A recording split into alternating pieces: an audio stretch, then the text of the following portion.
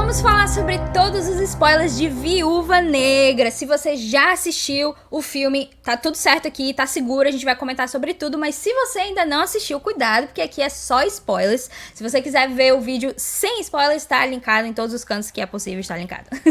Vamos lá, né, Siqueira? Vamos comentar. Bom, o filme começa com a nossa Natasha Romanoff vivendo em Ohio, lá nos anos 90. Foi muito bacana ver a jovem Natasha, inclusive interpretada por uma das filhas da Mila Jovovich, que é um clone da mãe, né, honestamente. É, um clone, realmente. A gente começa lá na infância, em 1995, inclusive, e eu notei uma vibe bem The Americans, né? Porque é justamente isso, é uma família, na verdade, agentes russos que estão se passando por uma família americana em uma missão, e a gente descobre que eles ficaram infiltrados lá por 3 anos. A família é composta pela jovem Natasha, pela mais jovem ainda, Helena, pelo David Harbour e pela Rachel Weisz. Eles, os dois mais velhos, eu falo o nome dos atores, em vez de falar os personagens. Alexei e Melina. No caso, a gente descobre depois que o Alexei estava infiltrado para pegar os dados de uma instalação científica que, na verdade, era da SHIELD, para levar para a Melina, para levar para o Gerald Dreykov, para justamente o quê? Fazer o sistema de controle mental que tornaria o mestre dos bonecos das viúvas, sabe? Ele consegue controlar as viúvas justamente com essa tecnologia que ele roubou, que foi roubada pelo Alexei lá nos anos 90. Então, todo o sistema de controle das viúvas que a gente vê sendo utilizado aqui, das viúvas negras, foi baseado justamente nessa tecnologia que foi roubada e depois aperfeiçoada pela Melina, que era o papel dela. Ela era cientista, ela pegava esses dados e conseguiu fazer essa forma de controle mental. Sim, a gente até já havia especulado que esse, justamente, o papel da Melina seria justamente científico de desenvolvimento de algum tipo de soro. Eu achava antes que ela fazia parte do desenvolvimento de um soro do super soldado soviético, né? Porque o próprio Alexei, ele é um super soldado. A gente não sabe exatamente de onde veio isso, de onde veio esse soro dele. Eu, inclusive, quando eu fui olhar minhas anotações aqui da época que eu tava fazendo teorias, tem, tipo, um monte de coisa dizendo... o Winter Soldier Program, eu não sei o que, eles roubaram o soro. Então eu notei que as minhas anotações não foram nem tocadas aqui no filme, porque a grande questão é justamente a substância de controle químico. É o jeito que eles acharam de controlar as viúvas. Então o soro super soldado não tem muita relevância aqui, é mais em relação a isso. O que eu achei, Siqueira, sendo bem sincera aqui, é uma coisa... bem antiquada, já não é bem antigo mesmo? Será que a gente voltou aos filmes de ação de espião antigo mesmo, totalmente? Mas o filme tem algumas referências, inclusive, a esses filmes de ação mais antigos. Você vê que a trama dele é muito 007, da época do Roger Moore. Então essa coisa de controle mental é meio, de fato, anos 70, anos 80. E outra coisa, a gente vê que aquele programa estava sendo desenvolvido por quem? Pela Hydra, que estava infiltrada na SHIELD, lá nos anos 90. Então faz sentido ser uma coisa meio antiquada, sabe? E você vê que o Dreykov, ele é um vilão antiquado. Ele é um vilão do 007 das épocas antigas, sabe? A forma como ele fala, a forma como ele se expressa, o fato de ele ter um capanga fazendo trabalho sujo pra ele, tudo isso grita 007 clássico, entendeu? Então, pra mim, faz sentido. Ele mantém essa linguagem desses filmes de ação clássico. Tem até uma referência meio escondida, a outra face, quando a gente tem a cena que a Natasha... Meio escondida não, é muito na cara, Siqueira. A referência aí foi muito na cara. Que inclusive a outra face também foi referenciada numa das primeiras aventuras da Helena, quando ela e a Natasha trocam de rosto. Só que aqui a gente esperava que, até pelos trailers você tinha algumas noções, quando apareceu aquela cena da Helena com os traços aqui no rosto, sendo preparada para uma cirurgia. Existia a especulação de que iam fazer que nem nessa HQ, que em algum momento ela e a Natasha iam trocar de rosto, e o negócio face-off. Mas isso acontece de maneira digital, com aquela máscara que a gente viu a Natasha usando lá em Capitão América Soldado Invernal. Entre ela e a Melinda, para tentar enganar o Dreykov. Inclusive, toda a questão da filha do Dreykov, que foi citada pelo Loki lá atrás em Vingadores, aqui finalmente é explicado o que aconteceu. A gente não sabe o que aconteceu em São Paulo ainda. Finalmente é uma palavra assim que infere que você tava morrendo pra saber quem era a filha do Dreykov. Saber um pouco saber um pouco do A que a gente não Natasha descobriu fez. exatamente nada sobre Budapeste. Assim, a gente descobriu o que rolou, mas a gente não teve detalhes. A gente não teve detalhes sobre a missão em São Paulo, que ele menciona também. Então, esse detalhe sobre Mas a eu filha acho do que a Yakov, filha, eu acho meio... a filha do Daycroft, a gente descobre que é basicamente o grande peso na consciência da Natasha, porque ela, em tese, matou uma criança ali, pra poder escapar. Então, era o grande peso na consciência dela, era o que ela tava carregando mais pesado. Você vê que, inclusive, o Daycroft brinca com isso. Ele é um cara que, como eu falei, ele é um vilão de James Bond dos anos 60 e 70. Ele não liga pra... ruim. Ele não liga pra absolutamente ninguém, até a própria filha. E aqui a gente descobre quem é o treinador. É a filha dele, que sobreviveu à explosão com uma queimadura horrível. E ele transformou numa boneca, basicamente. Mas, Sicas, voltando pra a questão justamente dessa homenagem aí aos filmes antigos. É muito antiquado, eu diria, trazer esse tipo de trama pra filme da Viúva Negra. É interessante você fazer homenagens, assim, inspiração nisso aqui, referências e tudo mais. Mas quando você traz um plot que é, tipo, antiquado demais até, pra ser a trama central do filme, eu acho que você acaba deixando o seu filme realmente tão antiquado quanto aquilo que ele está referenciando. Então, esse vilão, o Dreykov, ele é, tipo assim, faz até você... pensar em vilões da Marvel que foi só isso. Tipo, por exemplo, o próprio vilão do Homem de Ferro 1, que é aquela coisa que ninguém liga depois. Tipo, vilões que não fazem a menor diferença. Ele é da mesma forma que não faz a menor diferença. E tem toda essa questão Teve um momento no filme que eu realmente fiquei sem acreditar, que foi o lance dos feromônios lá. Que ele ficou, não, mas você não pode encostar em mim porque os meus feromônios não permitem, porque você está com químicos dentro de você. Sinceramente, é uma coisa muito ridícula. E o lance da filha dele ser o treinador, assim, eu nunca realmente achei que o treinador fosse alguém, nossa, tão interessante. Mas acaba sendo ela, e eu não achei que eles colocaram peso suficiente da Natasha estar sempre pensando nela pra aquilo ter um impacto realmente suficiente, porque em todo o MCU, novamente, quando a gente escuta esse filme e a gente vê todo o MCU, não existe esse tipo de coisa. Então é realmente não um retcon, mas tipo assim, é pegar uma coisa que foi mencionada sem nenhuma expectativa de desenvolver lá no Vingadores e trazer pra cá, e fingir que é importante pra depois você, quando vai ver Vingadores Ultimato, ela também tava pensando nisso. Eu acho que é muita conveniência e é muito, tipo assim, usar o que a gente apresentou de qualquer jeito e fazer uma trama lá. Então, nesse sentido, eu acho que o filme, ele não funciona nessa parte especificamente. O treinador em si, quando ele tá só o treinador, ele é bem bacana. Só que eu achei que ele foi mal aproveitado, Siqueira. Tu não acha, Ele é um não? vilão, ele surge como um antagonista meio o T-1000 do Exterminador do Futuro 2. É aquele tipo de antagonista que não para, que ele quer cumprir o objetivo, é um antagonista robótico, basicamente. A gente não tem tanto entendimento dele. Inclusive, quando a gente vê pela primeira vez o treinador, e a gente vê aquela viúva colocando um pendrive na cabeça dele para colocar novos dados, ou ordens, ou ativação, etc. Ele parece realmente um ciborgue, sabe? Não teve tanta luta com ele assim quanto eu achei que poderia ter. Tipo, ele lutou no início com a Natasha, foi massa. Depois ele persegue elas lá no car chase. Só que, tipo, não é uma luta necessariamente, é só ele indo atrás dela. E depois tem a luta com o Alexei. Mas eu achei que eles poderiam ter lutado um pouquinho mais, porque no terceiro ato, como é só explosão e gritaria e confusão e ninguém vê nada mesmo acontecendo, ele acaba, ali no terceiro ato, ele acaba sendo pouco relevante. Aquela briga final, quando finalmente a Natasha joga o antídoto nela e ela acorda, eu acho que podia ter sido alguma coisa meio final do Capitão América e Soldado Invernal, aquela luta final do Steve com Bucky. Sabe? Que aquilo ali foi toda emoção, foi toda... Foi mais greedy, foi mais pesada, teve mais peso ali. Eu acho faz que sentido. Aquela luta final deveria ter sido desse modo. Faz sentido, até porque ela deixa ela de lado e aí ela fica tipo, sim, ela morreu, a gente nem entende se ela morreu ou não, ela só vai ver depois que ela não tá viva, não sei o quê. Foi bem estranha aquela cena também. Eu achei que faltou uma conexão emocional ali, eu não senti como se, de fato, nossa, isso é muito importante pra Natasha. Não senti isso. A âncora emocional do filme, de fato, é a relação entre a Natasha e a Helena, que funciona muito bem. A gente não entende por que o Alexei foi preso depois de Cuba, depois que eles escapam de Ohio, a gente não entende. Vai ver, o Dreykov só mandou ele pra prisão porque, tipo, não tem mais uso não, e ele é um super soldado, então vamos jogar ele na prisão, porque se ele se voltar contra mim... O fato dele ser um super soldado que tava vendido ideologicamente pro Dreykov, devia ser feito ele mais útil, sabe? Mas acho que é porque ele ia colocar um problema de cronologia na história. Por exemplo, se o Guardião Vermelho tivesse agindo, por que a gente nunca viu nada disso?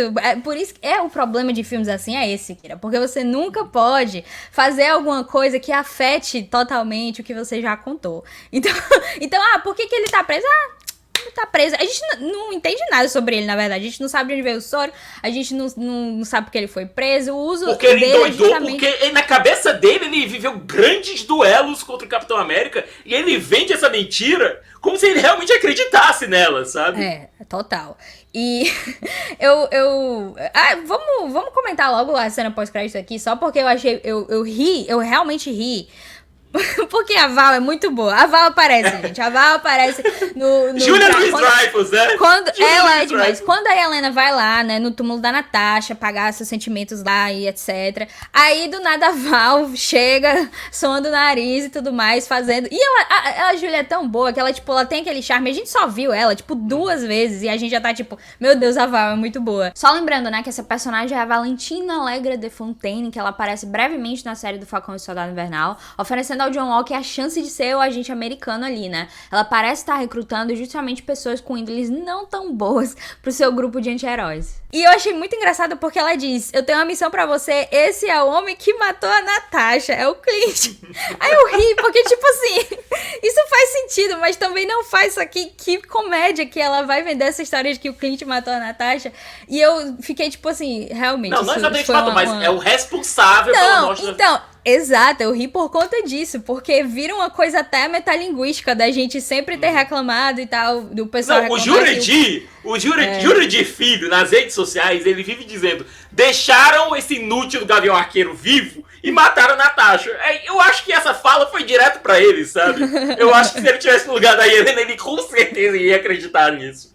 Então a Helena vai aparecer lá na série do Gavião Já estava Arqueiro. confirmado isso, aí já sabia que a Florence Pugh ia participar da série, mas parece que ela vai ser uma das antagonistas principais, vai ser uma das pessoas que realmente está caçando o Clint nessa aventura dele lá na série. Então ela vai ter uma importância pra série.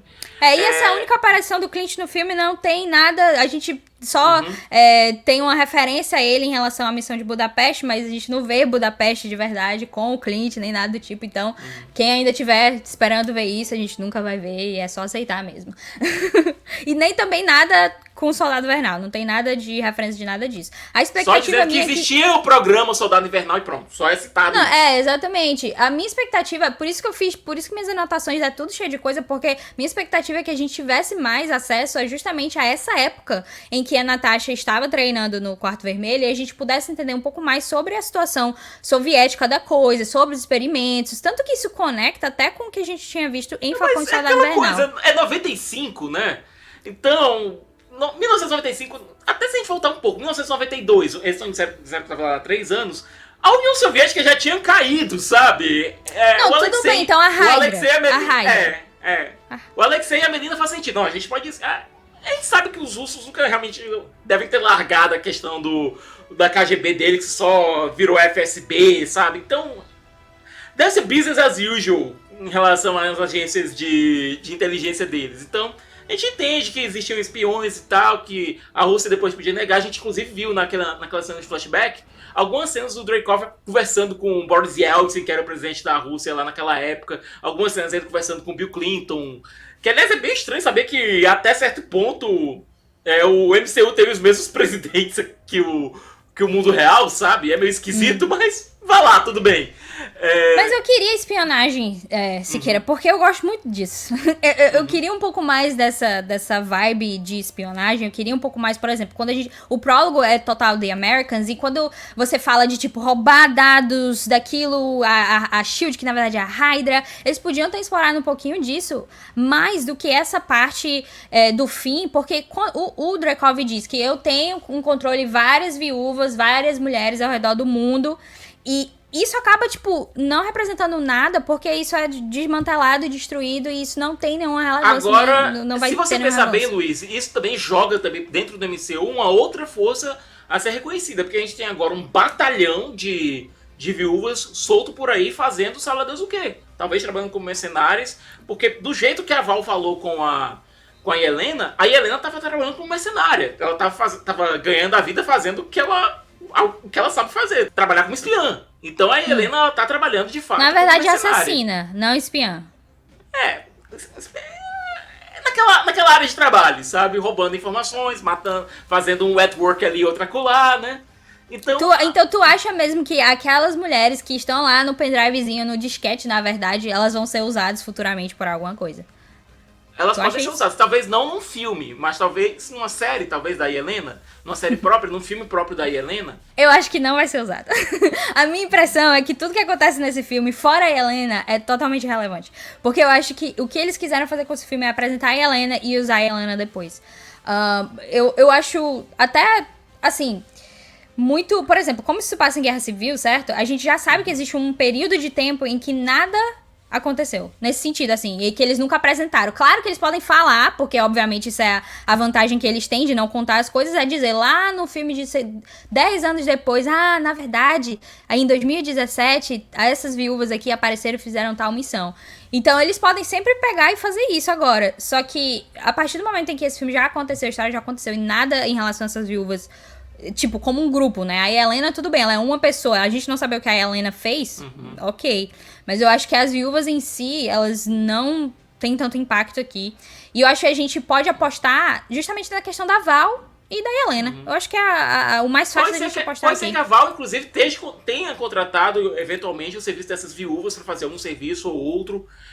A missão da Yelena, e o motivo pelo qual ela não ficou junto a Natasha, a gente viu no final, foi justamente localizar essas outras viúvas, essas outras sleeping agents que estavam por aí e salvá-las. Sabe, resgatar elas, dar uma vida, então dá um entendimento de por que a Yelena não apareceu, não estava atuando junto dos Vingadores Secretos do Steve, sabe? A gente sabe agora por que ela não estava atuando junto dessa galera. Na cena pós-créditos, a Yelena diz pra Val que tá de férias, né? Indicando que ela já tava trabalhando pra Val antes. Então, quando a Val aparece em Falcão e Soldado, ela já poderia, inclusive, ter recrutado a Yelena. E a gente tem um gap, Luiz, gigantesco em relação a boa parte do MCU. Um gap de mais ou menos 7 anos. Sabe? Que a gente não sabe o que aconteceu durante esse período no MCU mais periférico. Então, muita coisa pode ter rolado por aí. Sim, não, totalmente. Isso eu entendo total. Eu só realmente não compro que vai ser tão relevante no futuro. Eu acho que a gente aposta na Yelena aqui, e é uma aposta garantida, porque a gente sabe que ela vai voltar, e o potencial da Florence Pugh é gigantesco. Então, acaba que o filme em si, assim, dando geral, né, a gente já falou, acho que, sobre os principais spoilers aqui. O filme em si, ele tem essa proposta de ser sobre a Natasha, mas ele acaba realmente sendo um pouco mais sobre a Yelena nesse sentido, em relação a... A gente já conhece a Natasha, então... E, Luiz, tem outra coisa. Quando a história basicamente termina, certo? E Helena tá indo com a Melina e o Alexei, junto das viúvas, estavam no complexo da Sala Vermelha, sabe Deus pra onde. Fica a Natasha sabendo que tava vindo os homens do General Ross. A gente vê os homens do General Ross vindo. E não depois... não mostra o que aconteceu ali, sabe? Exatamente. Eu achei bem ridículo isso aí. E aproveitando, pra eu expandir um pouco sobre a questão da cena da sororidade lá, que eu achei bem tenso, é justamente quando tem essa mensagem de, tipo assim, é uma mensagem clara de, tipo, não controle meu corpo, eu que me controlo e tal, não faça isso. Aí tem toda aquela questão de em câmera lenta, quando o gás as viúvas controladas estão lutando com a Natasha, e tá tendo a luta e tal. E aí a Yelena solta o gás que vai fazer elas pararem, né, saírem do controle.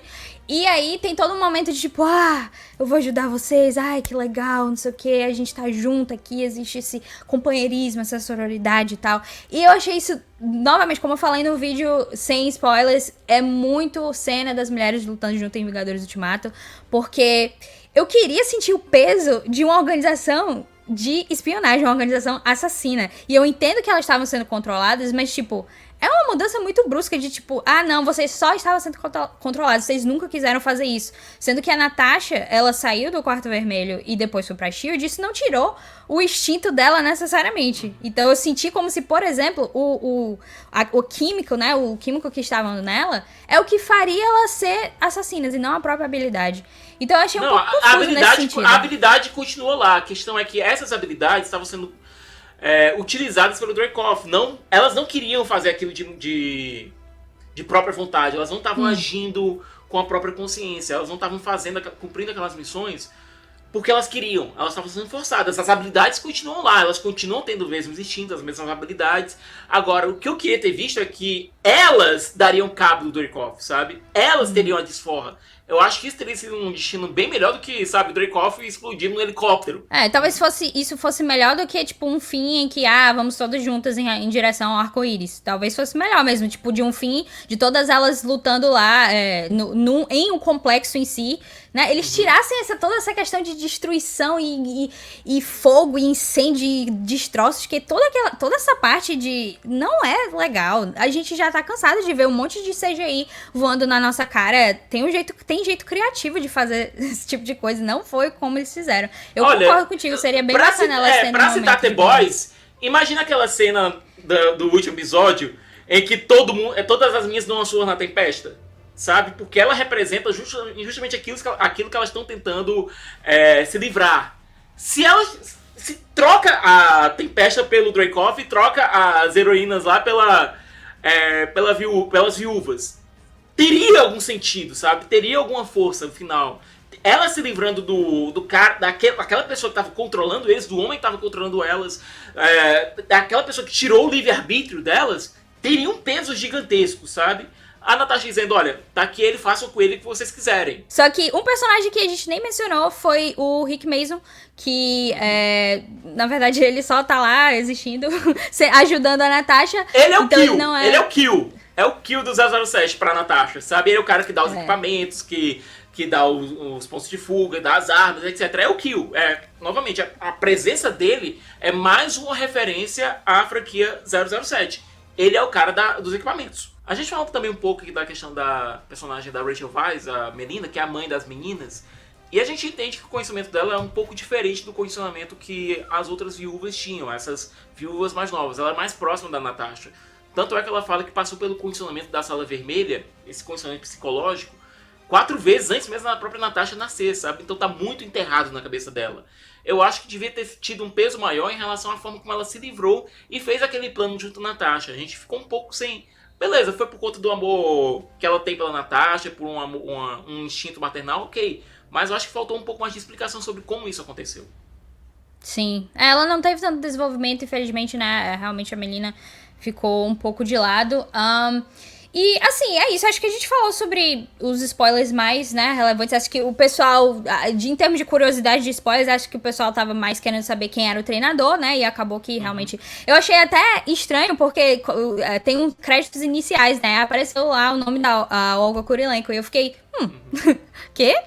Ela tava aliás, foi Bond Girl. Que, aliás, foi Bond Girl lá no Quantum of Solace. Então... Então, eu achei estranho. Eu acho que... Eu não esperava ser ela, a atriz em si, porque eu realmente nem fazia ideia de que ela estaria nesse filme. Mas acaba sendo uma revelação que não faz tanta diferença fora do filme. É uma revelação mesmo pra dentro do filme. Eu especulava bastante sobre a possibilidade do treinador ser levado à frente a partir de Viúva Negra. Então, não acho que isso vai rolar. O que não impede de a gente ter uma outra figura da mesma forma no futuro, até pela própria presença da Val aí, o que ela vai fazer. Então acho que a gente pode esperar nisso, mas não vai ser esse treinador, não vai ser a Antônia, né? Pode ser ainda, pode ser que ela resolva continuar trabalhando como mercenário, alguma coisa do tipo. Nos quadrinhos tem uma relação muito forte entre o Deadpool e o treinador, que eles são competidores, né? Eles competem pelos mesmos clientes, né? Então pode ser que talvez, esticando muito a gente vai ver a Antônia e o Wade Wilson competindo, Nossa, Siqueira, não, isso não vai acontecer.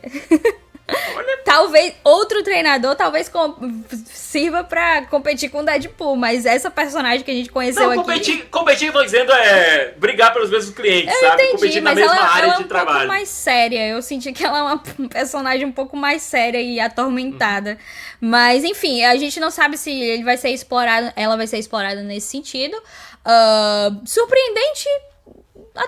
Até certo ponto. Muita gente achou que pudesse ser a Melina, né? A figura dentro do uniforme lá. A gente descobre bem cedo que não é a Melina. Então acaba sendo uma revelação relevante mais só pra dentro do filme. E no mais é isso, tipo... Hip Natasha. Natasha agora, né? Morreu por enquanto, até quando eles decidirem ressuscitar ela eventualmente. Porque afinal de contas ninguém morre de verdade. E é isso, né, Siqueira? Tem alguma coisa mais a falar? Não, só isso. Teria sido melhor ir ver o Pelé. Eu estou quieto. Mas então é isso, né, Siqueira? Fechamos aqui o vídeo com spoilers. Fechamos. A gente vai produzir mais sobre o Viúva Negra. Vai ter mais discussões sobre isso. Talvez a gente faça vídeos especulando, teorizando para o futuro. Mas por enquanto é isso. Fãs da Marvel, a gente ainda tem mais 3 filmes esse ano. E pelo menos mais 3 séries. Então... sabe? Não vai faltar conteúdo da Marvel. E aí, quarta-feira, na próxima quarta-feira, a gente vai ter o finale de Loki, né? Então, se você ainda não é inscrito no canal, se inscreve aí e ativa o sininho. E aí você recebe a notificação de quando a gente entrar ao vivo aí pra acompanhar o último episódio de Loki. Muita expectativa aí. Então, ficamos por aqui. Se você gostou desse vídeo, joga o like e a gente se vê na próxima.